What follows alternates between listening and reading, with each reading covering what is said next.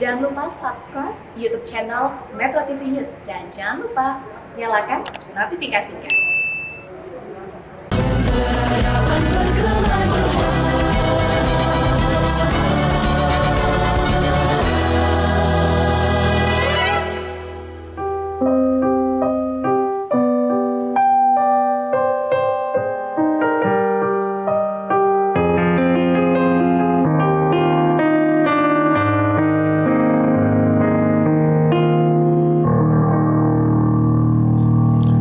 Assalamualaikum warahmatullahi wabarakatuh. Alhamdulillah wa syukurillah wala haula wala quwata illa billahil aliyyil azim. Alhamdulillah kita dapat menunaikan ibadah Ramadan, khususnya puasa. Dan marilah kita yakini puasa itu menyehatkan. Sebenarnya selain pembuktian dari sudut medis, banyak ahli kesehatan, para dokter telah membuktikan bahwa berpuasa itu menyehatkan. Tapi juga Rasulullah SAW sekian 15 abad yang lalu sudah mengisyaratkan dalam sabda beliau, sumu tasihhu, berpuasalah maka kamu akan sehat. Inilah yang ingin kita bincangkan, ya.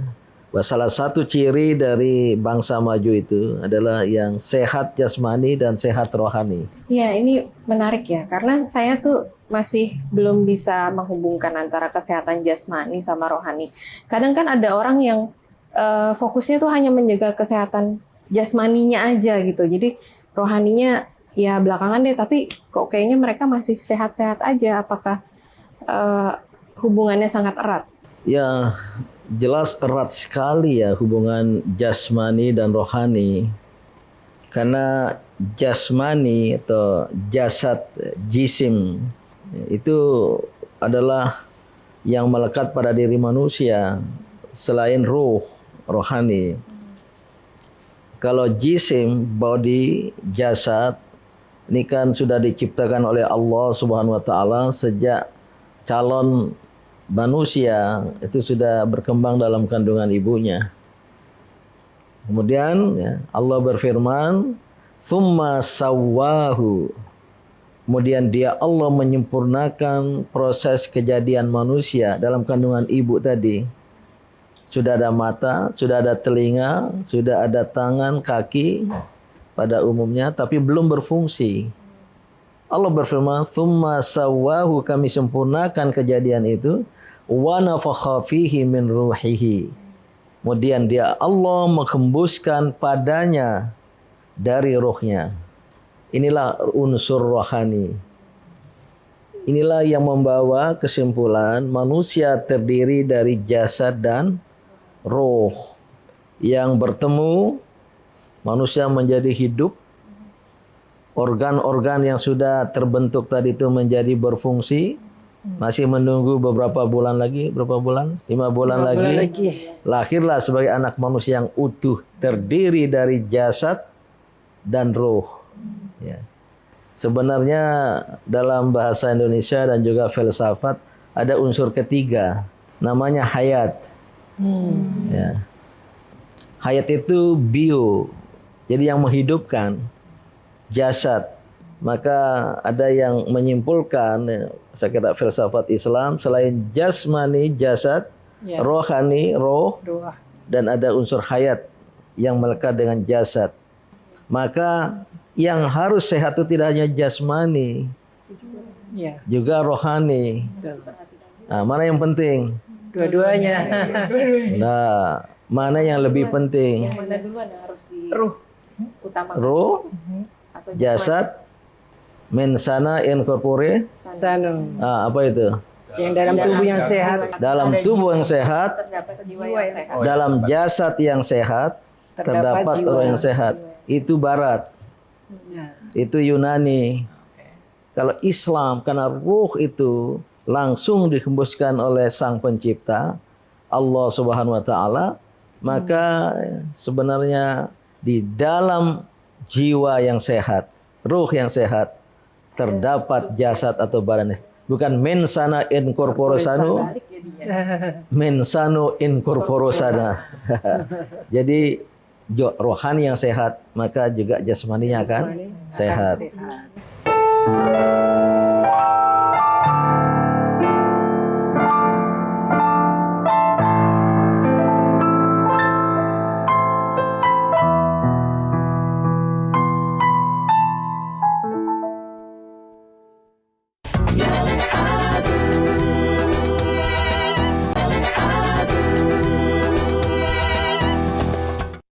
Dipersembahkan oleh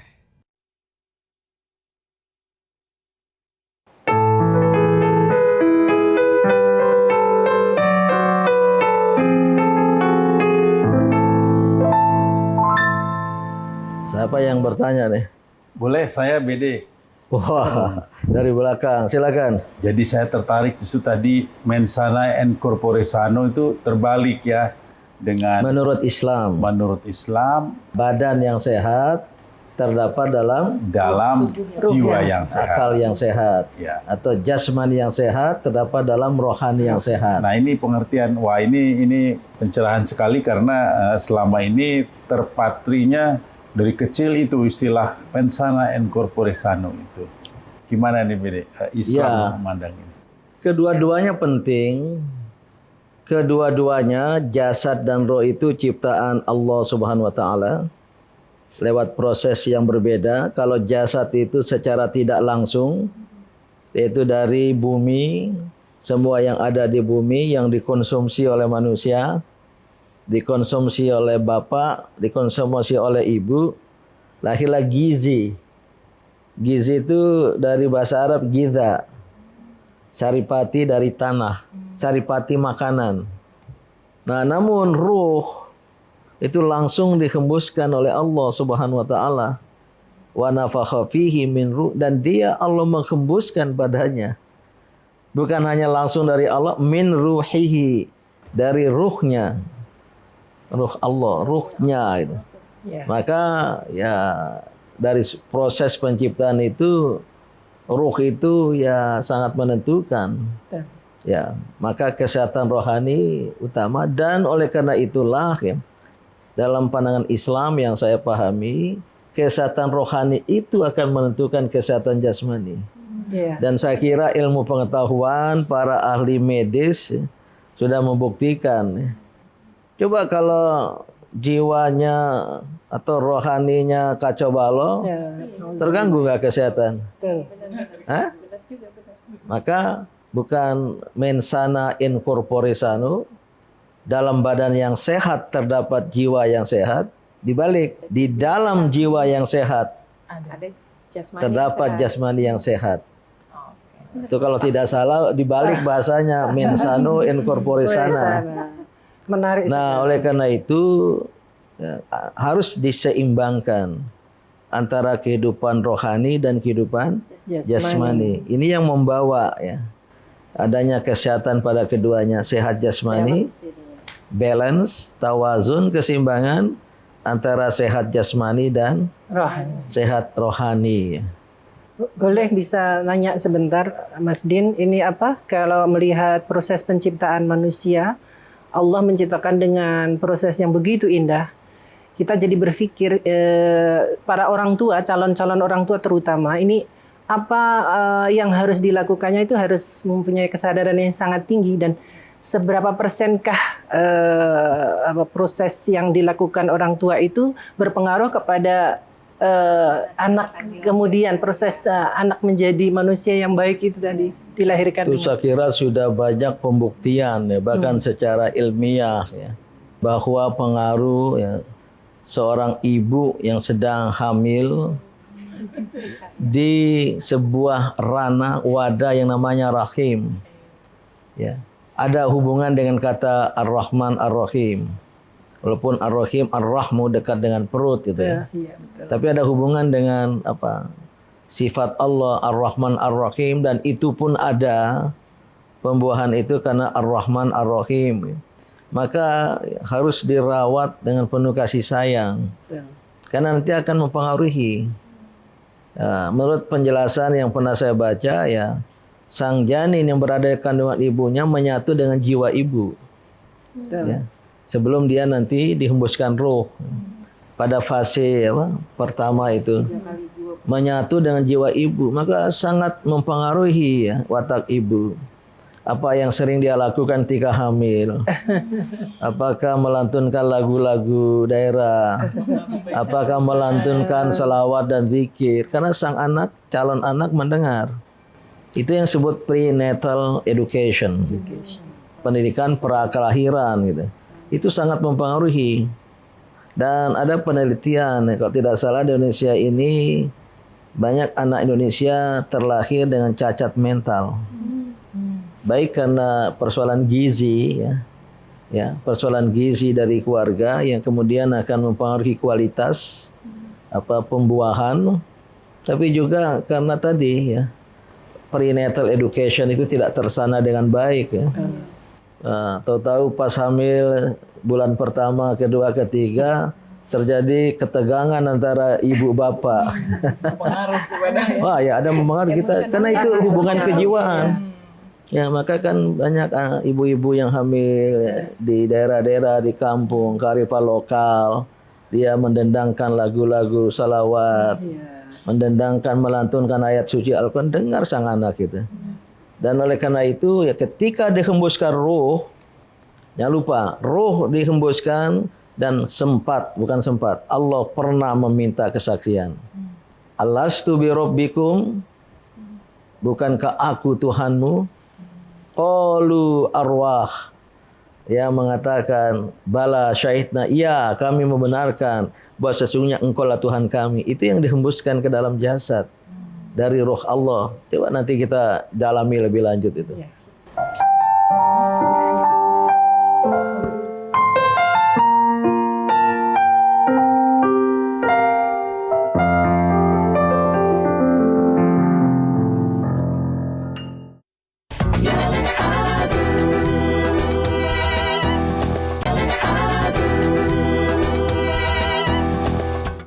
Dipersembahkan oleh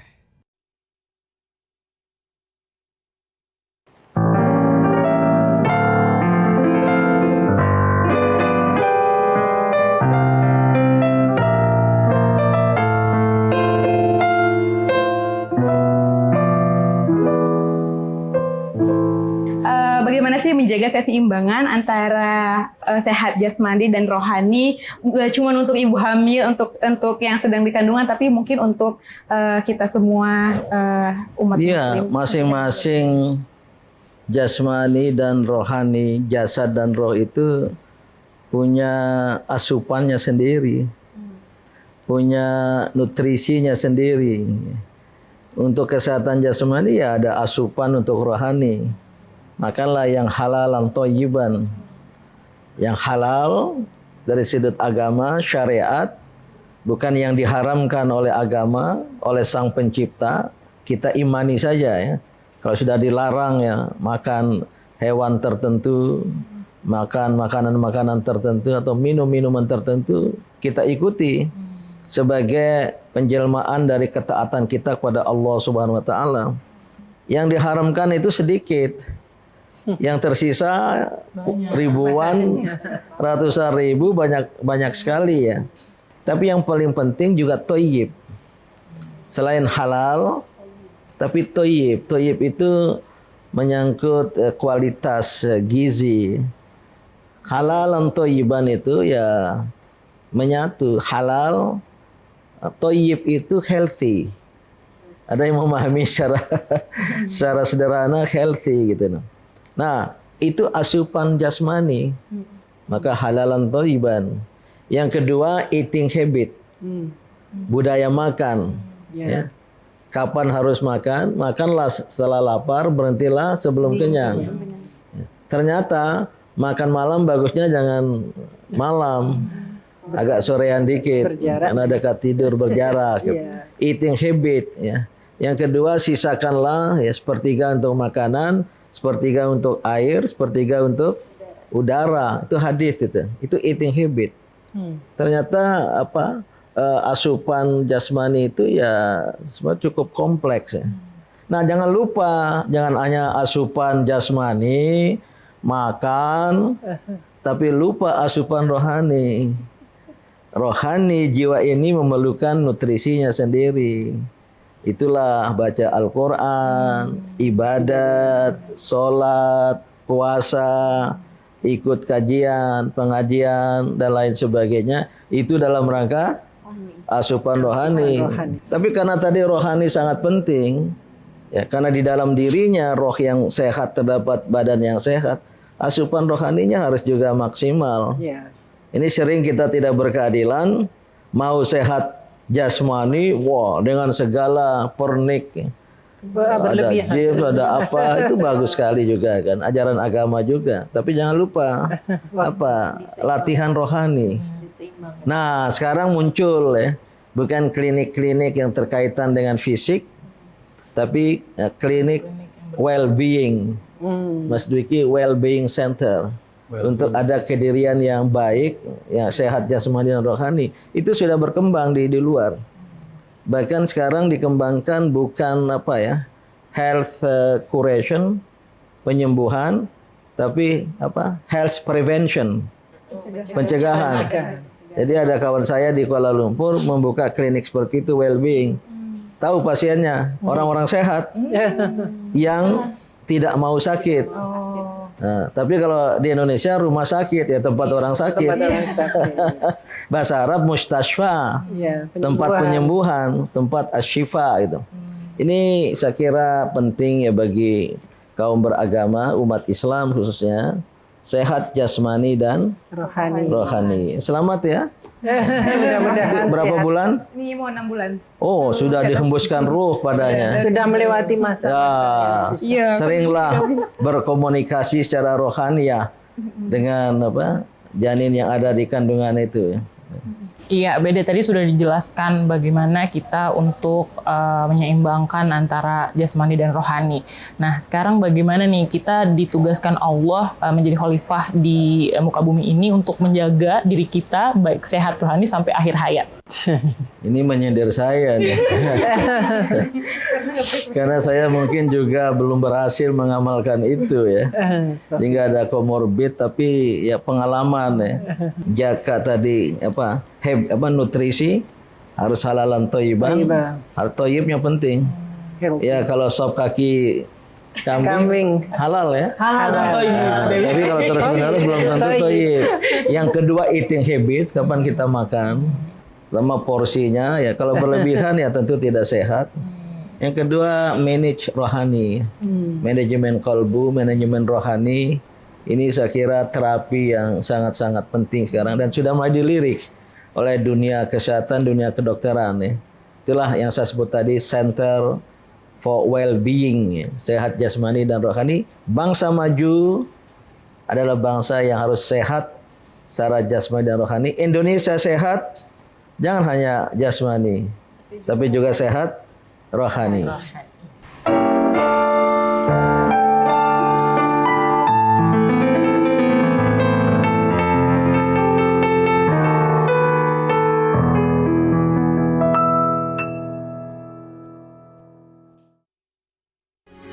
Metro TV